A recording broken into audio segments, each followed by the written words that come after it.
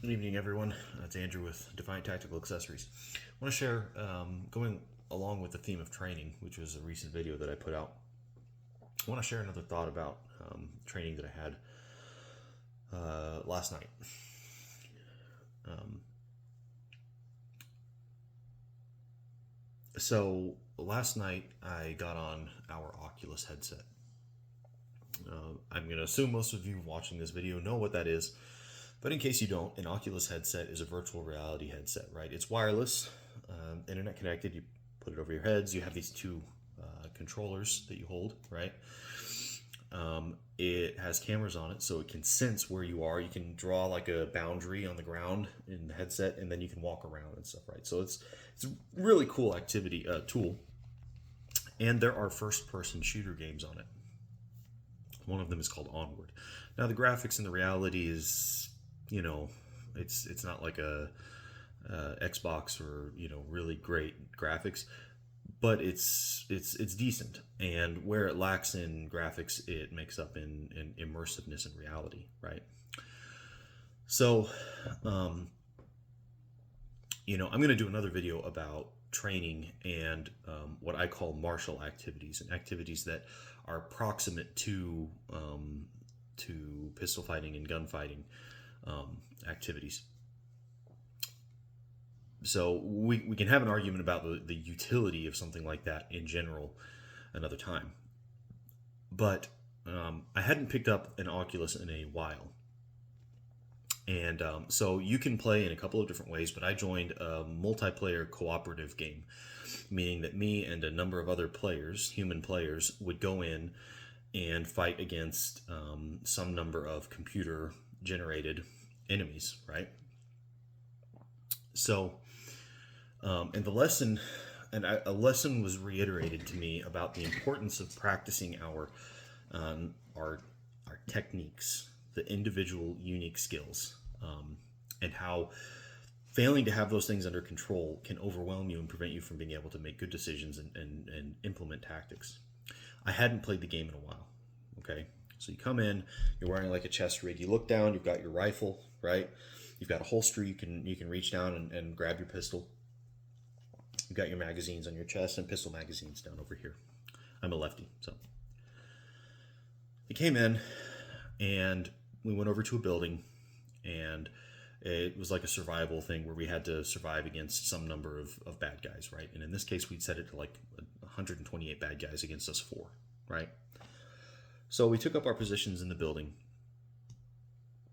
and I went upstairs and started working the windows at the top and looking for bad guys to engage. There's so many different good things that you can practice in Onward, and any kind of VR training like that, that to me it's extremely valuable and valid training. It may not be exact practice, but it is good for training.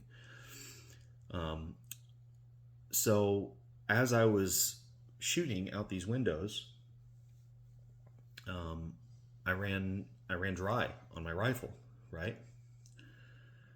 Actually, all the other members of my team were down, and I was shooting down a stairwell as people were coming in trying to get to me, and I ran dry on my rifle. And in that moment, I was so focused on trying to remember how to retrieve the magazine, because like in the game you have your hand like this, right? You have controller 1, controller 2, and you there's a button on the side, but it makes you grip the front of the rifle and you grip the back of the rifle, and there's a trigger button, right? To change the magazine, you have to release here, bring your hand, you press a button on the controller to hit you hit this button actually, to release the magazine. Then you grip a new magazine, bring it up into the magazine well, right? And then you grip again to pull the charging handle back, or I think you can hit the slide release, but the release, but I never do. So in trying to remember what buttons to use in order to do that, I was focusing in the midst of a fight. My brain power was going to, okay, how do I execute this technique right? To get the magazine. How do I release the magazine? What buttons do I push? How do I rack the slide? How do I do these things? What button do I push to grab the slide?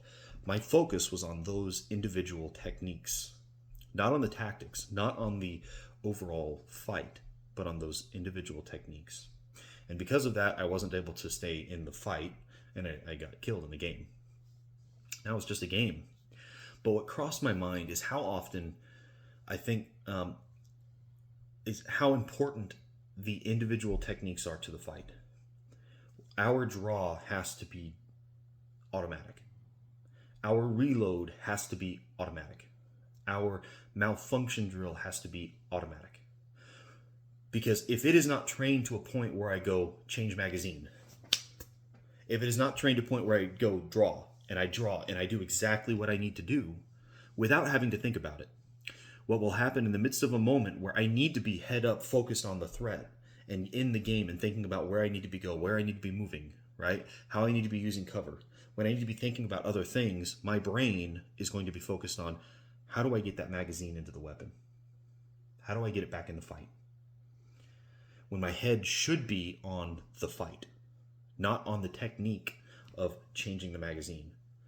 And for those of you out there that haven't gone through firearms training, that haven't spent your time actually developing these skills, focusing and practicing things, individual skills and tasks like handling a magazine change, handling failures, drawing hundreds or thousands of times. When it comes down to doing those things under stress in a fight, and something goes the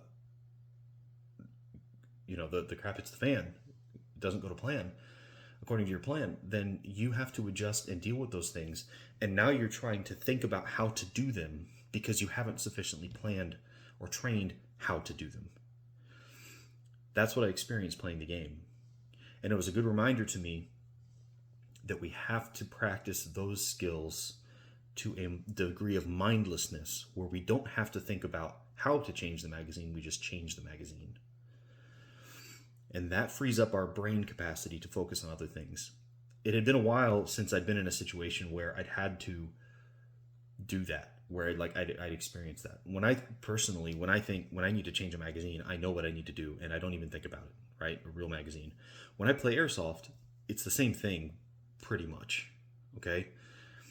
And so it's been a while since I've been in that space where it's like I'm so focused on this minute task that I end up getting, I get killed in the game. When I first started playing paintball or airsoft, well, paintball, since in my day airsoft wasn't really a thing, that was almost certainly an experience that I had. Now, I don't remember it very well now, but I'm sure it was. The simple task of how do I get these paintballs out of the load, the tube into the gun? How do I, the technique of, or even when I first started shooting, the technique of reloading, of drawing, of engaging a target, those were new to me, and I had to put a lot of brain power into how to do them. If you're one of the people out there that think that games, and whether they're gun games or video games or VR or whatever, don't have value, then I think that you're terribly, terribly wrong. We'll talk about that more in another video.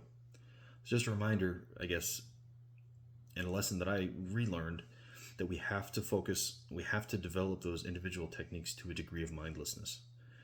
Work on them safely, but work on them until you can do them even under stress, without thought, so that you can save that brain power for the more complicated questions and more difficult issues, and the implementation of tactics instead of the execution of techniques.